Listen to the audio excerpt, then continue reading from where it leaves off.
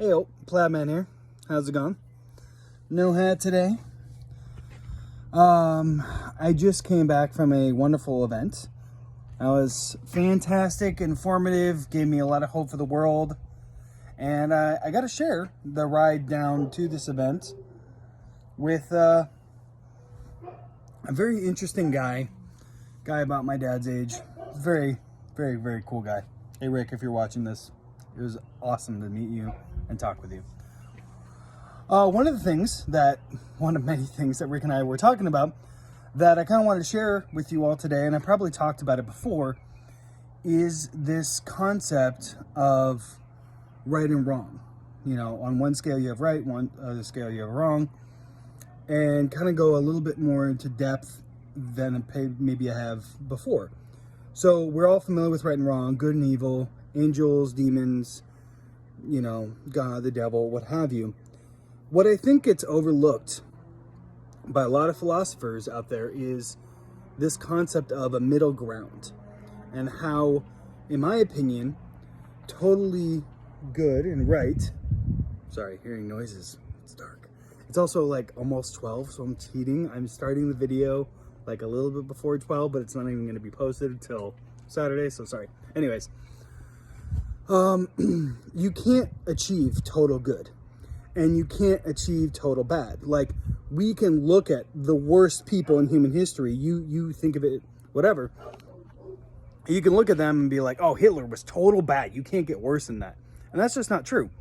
He was really, really, really bad, but he's not total bad, okay? So just bear with me for this, but realize that that's your scale. Like, there's total good, total bad, and then there's everything in between. There's this whole, what we'll call grayscale, white, black, everything else is gray.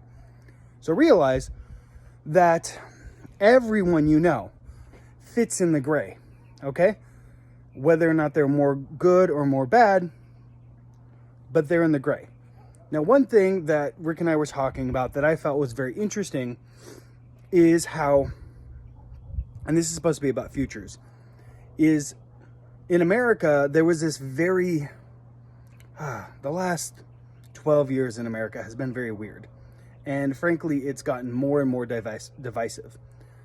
And basically what I wanted to talk about today was this concept of, hey, look, if you run into somebody who does not agree with you, all right, let's say you're looking at an entity or a thing or a person or whatever.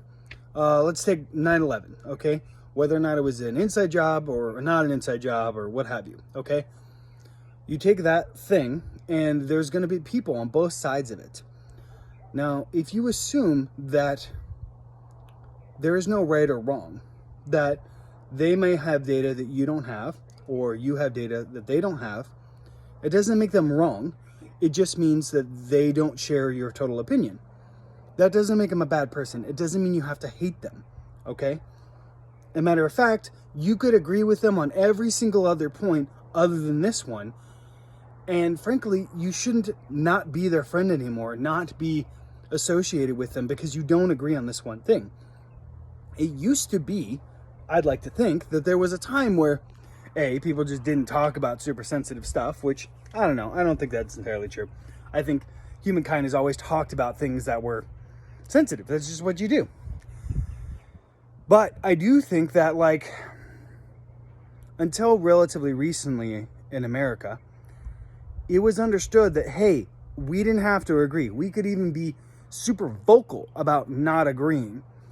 But that didn't mean that that didn't give us license to call each other atrocious, mean-spirited, evil things.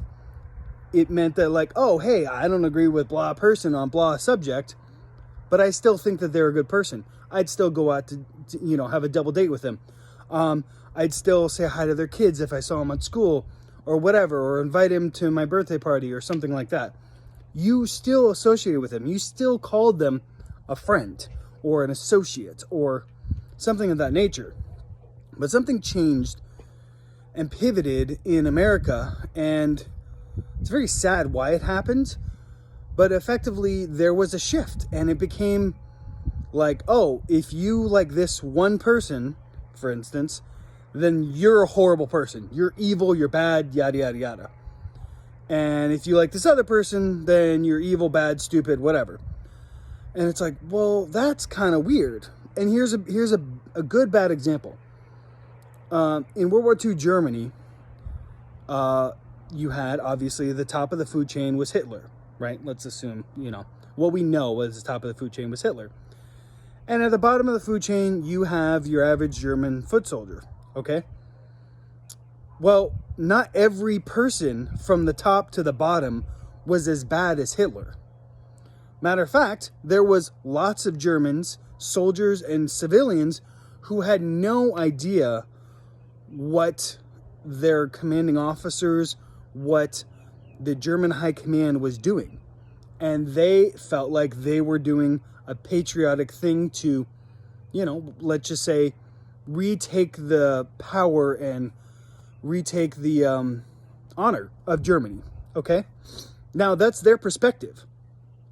And that doesn't make them evil and horrible and the worst thing ever, but it also doesn't make them good, because how they're going about doing it is not the best way at all, not by a long shot. But if we look at that and we realize, like, well, if we looked at every Nazi, every German soldier during World War II, then by today's logic, the right thing to do would, at that point, would have been to literally kill anyone remotely associated with, from the secretary all the way up to Hitler. Just take him to the back of the shed and shoot him. Mass genocide, basically, literally, mass slaughter. I mean, you could even say, oh, we just kill every German citizen because they should have known, they should have done something. That's insane. That's crazy. That is no way to live. That's no way to be civilized at all, okay? Because clearly in that instance, at that time, you had people who had a perspective, and it was not the ideal perspective. It was not pro-survival for humankind. It was not a good thing, okay? And literally the world went to war on this point. The Germans lost, they seceded, they surrendered, yada, yada, yada. I'm not saying war is a good thing, but that was the end result of that. But it is not the right thing to look at every single one of those Germans at that point and be like, all of you were total evil. There were some that were extremely bad.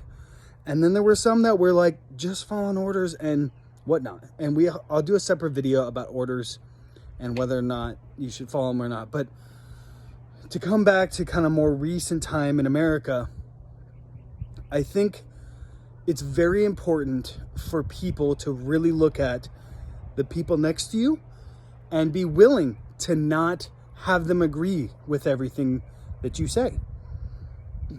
Any guy who's in a relationship will understand that, hey, your significant other, they're not going to agree with a lot of the things you want to do, things you want to say, or what have you. And that's okay. It doesn't make them a bad person. It doesn't mean you have to hate them. They just don't agree with you. So that's okay. So similarly in life, it's not wise to unassociate with anyone and everyone who doesn't agree with your specific view. Doesn't matter how right you think your view is. That's not the right way to do it. The right way is to try and understand their perspective, try and understand where they're coming from. And if, you really feel so certain about it, you can try and convince them, provide them with information, provide them with data that they can look at, and realize that some people, even if you give them all the data, all of the facts of a situation, there's still going to be people out there who, even if they look at it, they won't take your perspective. They won't take your viewpoint. And that's okay. It doesn't make them bad people. So basically my challenge for you, and really what this video is about, is for future stuff, today, tomorrow, and every day from here on out, try and look at your fellow human beings as people who are trying. They have a point of view. They're trying to understand how the world works. They're trying to live. They're trying to do things. It doesn't make them bad.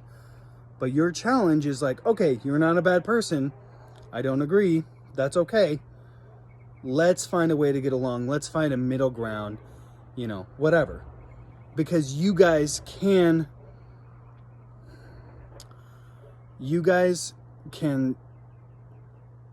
For instance, you can like something about a person, whether it's the person you're talking about or a friend, and dislike another thing about them and still consider them a good person. You don't have to like everything about a person. And once we remember that as human beings, I think we're going to have an easier time, and we can start focusing on bigger problems of how do we evolve as a species and as a race, and how do we feed everybody so that everyone's not hungry? How do we solve the energy crisis, which is really what I wanted to talk about, by the way. I'll probably make a separate video because I did want to talk about energy. But anyways, I just had a terrific conversation with Rick today, and I kind of wanted to share it. And it was just an interesting realization to be like, look, it's okay that we don't agree. Rick and I did agree, but it's okay to not agree with everyone on everything.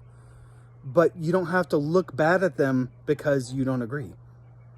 You don't. So it's okay to still like people even though you don't agree with them. Let's get back to that. Let's get back to being humans. Let's get back to being on the same team, the team of humanity, and being like, hey, you know what?